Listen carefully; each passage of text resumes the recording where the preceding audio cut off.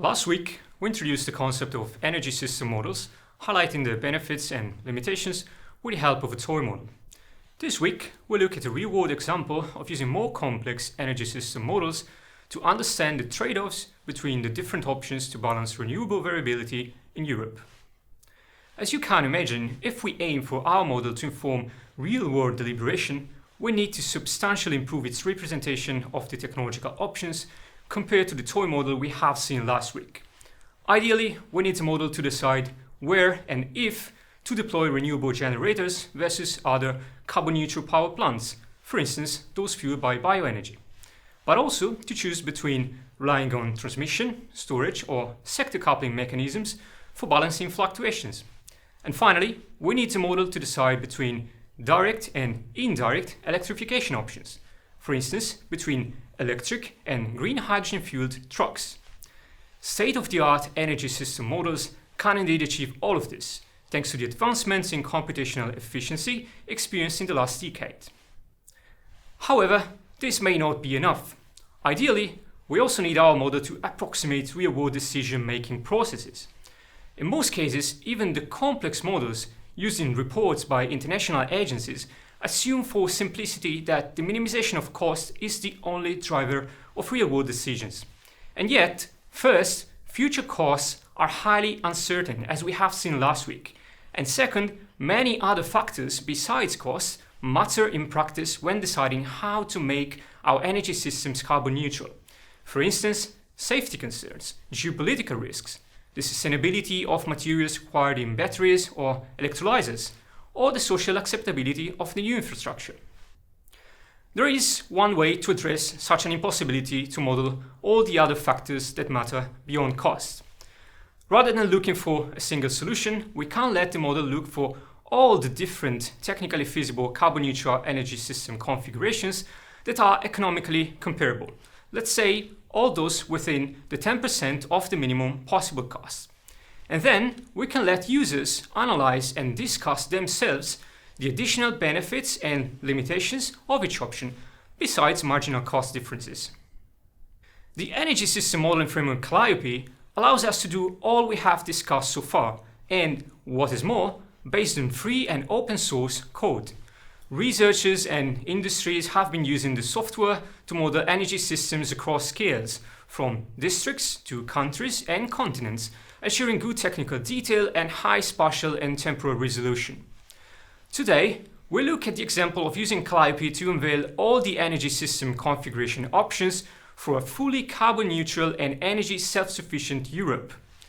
In this slide, we see one of such feasible system configurations, namely the one which ensures the minimum cost. On the left, we see a bar chart of the annual total primary energy supply by source, and a map of the yearly regional solar and wind generation, which tells us where the largest solar and wind farms are installed. We see that the system relies primarily on wind overall, complemented by solar and by a non-negligible amount of biofuels. The central panel shows which regions in Europe would be net electricity importers in red and net exporters in blue. Yellow dots show instead the main green hydrogen production hubs, which can see correlate well with the largest renewable generation regions. Finally, on the right, we see the correspondingly required expansion of the electricity transmission capacity. Now, as we were saying, let's look at other technically feasible options within 10% of the cost of such a configuration.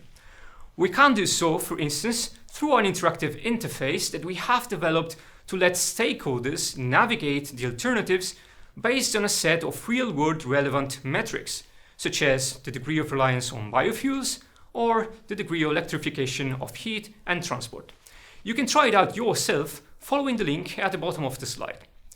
If you do so, you'll see that almost everything is technically possible.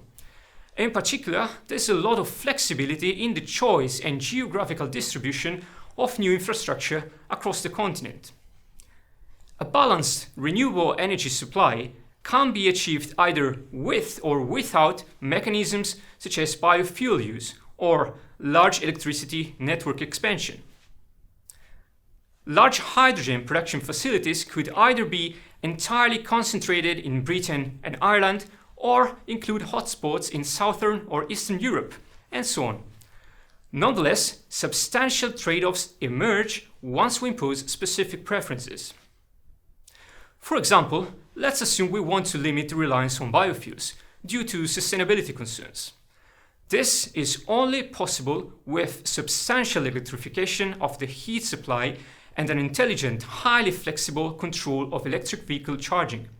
In other words, practically eliminating the use of more conventional energy carriers, such as biofuels, require a massive push toward intelligent, highly electrified and integrated energy systems. Understanding such trade-offs and their implications for how quickly Europe can reach carbon neutrality is essential for stakeholders and society. This lecture aimed indeed at showing how all the concepts studied in the course can be brought together in a model to inform and support deliberation around the energy transition. However, it is worth keeping in mind that all models remain approximations of reality, regardless of how sophisticated they are. Not differently from the toy model last week, the decision space resulting from Calliope reflects back at us the value-laden, simplifying assumptions we made in the modeling process. So, iterations with stakeholders and subsequent refinements of the assumptions are critical to mitigate such shortcoming and make sure that the captured trade-offs are indeed those that matter the most to stakeholders.